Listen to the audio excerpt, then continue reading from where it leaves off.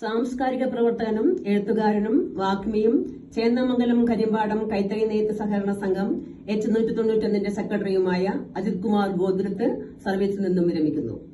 കൈത്തറി മേഖലയിൽ ഒട്ടേറെ നൂതനമായ ആശയങ്ങൾ നടപ്പിലാക്കിയിട്ടുണ്ട്.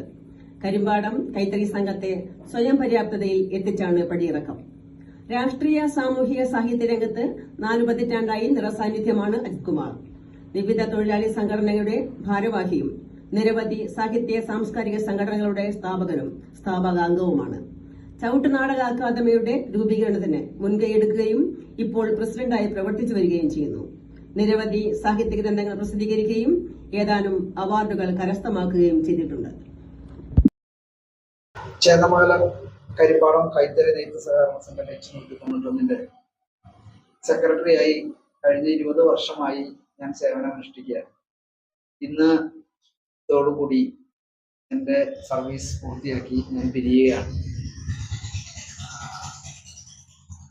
അതിസങ്കീർണമായ ഒരു കാലഘട്ടത്തിലൂടെയാണ് കടന്നുപോയത്. പ്രത്യേകിച്ചും 2018 പ്രളയം കൈത്തറി മേഖലയ്ക്ക് ആകെ വലിയ ഭീഷണി ഉണ്ടാക്കുകയും തകർത്ത് തരിപ്പണമാക്കുകയും ചെയ്തു. പക്ഷെ അത് അതിജീവിക്കാനും കണ്ടെത്തിയ വിവിധ ആളുകളുടെ സഹായം കൊണ്ട്, വിവിധ സന്നദ്ധ പ്രവർത്തകരുടെ സഹായം കൊണ്ട് നമ്മളത് കരകയറി. അതിൽ ഏറ്റവും പ്രധാനപ്പെട്ടതാണ് കേരളത്തിന്റെ ഈ 2018 പ്രകൃതിയുടെ ഒരു അതിജീവനത്തിന്റെ പ്രതീകമായി ഉയർന്നു വന്ന ചേക്കുട്ടിപ്പാവ ആരംഭിച്ചത് ഇവിടെ നിന്നാണ്. ചേക്കുട്ടിപ്പാവ ഉണ്ടാക്കിയത് ഇവിടെ നിന്നാണ്. ചേക്കുട്ടിപ്പാവക്ക് പേരിട്ടത് ഞങ്ങൾ 3 പേര് ചേർന്നാണ്. ആ ആശയം വെച്ചത് തന്നെ ലക്ഷ്മി മേനോൻ എന്ന് പറയുന്ന ഒരു ഡിസൈനറാണ്.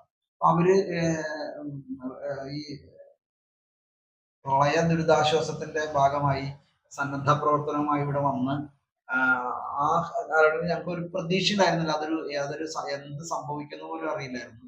ഈ പ്രളയത്തിൽ നശിച്ചു പോയ 24 ലക്ഷം രൂപയുടെ തുണികൾ കഴുകി വൃത്തിയാക്കി അത് പാവയാക്കി മാറ്റി ലോകത്തിന്റെ എമ്പാടും ഭാഗങ്ങളിൽ 156 രാജ്യങ്ങളിൽ ഞങ്ങൾ ചേക്കുട്ടിപ്പാവ അയച്ചു. അതുപോലെ വിവിധ രാജ്യങ്ങളിൽ അത് ഉണ്ടാക്കി 10,000-കണക്കിന് സന്നദ്ധ പ്രവർത്തകരുടെ സഹായം ഉറപ്പുവരുത്തി. അങ്ങനെ നമ്മൾ ഈ വലിയ ദുരന്തത്തെ എങ്ങനെ അതിജീവിക്കാമെന്ന് ഒരു സമൂഹത്തിന് കാണിച്ചു കൊടുക്കാൻ കഴിഞ്ഞു എന്നതാണ് എൻ്റെ സർവീസ് ജീവിതത്തിലെ ഏറ്റവും പ്രധാനപ്പെട്ട കാര്യങ്ങളിലൊന്ന്.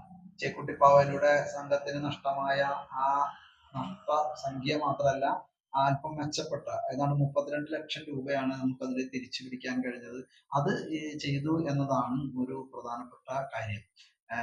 വലിയ ഭീഷണി കൈത്തറി മേഖല നേരിടുന്നുണ്ട്. അതിൽ ഏറ്റവും പ്രധാനപ്പെട്ടതാണ് ഈ പലിശ, ക്യാഷ് ക്രെഡിറ്റിന്റെ പലിശയും ക്യാഷ് ക്രെഡിറ്റും എടുത്ത് സംഘങ്ങൾ നടത്തിക്കൊണ്ടുപോവുക എന്നത്.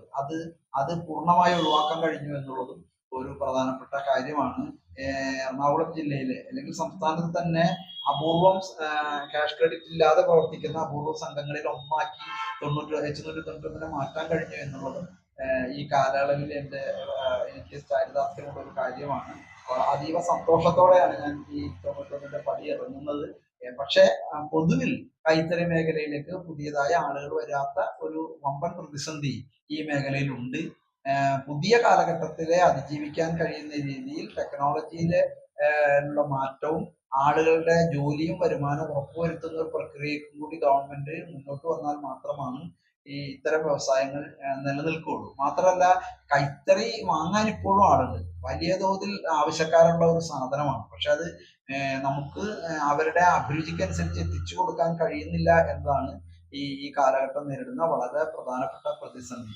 തൊഴിലുറപ്പ് അടക്കമുള്ള പദ്ധതികളിലേക്ക് ആളുകൾ നീങ്ങിപ്പോയതും ഈ വ്യവസായത്തെ ഗൗരവമായി ബാധിച്ചു. പുതിയ തൊഴിൽ മേഖലയിലേക്ക് ആളുകൾ കടന്നു വരാത്തോളം കാലം വമ്പിച്ച ഭീഷണി നേരിടുകയാണ് എന്ന് കൂടി സൂചിപ്പിച്ചുകൊണ്ട് എനിക്ക് നൽകിയ ഇപ്പൊ പല മാധ്യമങ്ങളും കഴിഞ്ഞ 20 വർഷത്തിനിടയിൽ കേരളത്തിലെ CNN-ഉം BBC അടക്കമുള്ള മാധ്യമങ്ങൾ എന്നെ ഇന്റർവ്യൂ ചെയ്തിട്ടുണ്ട്.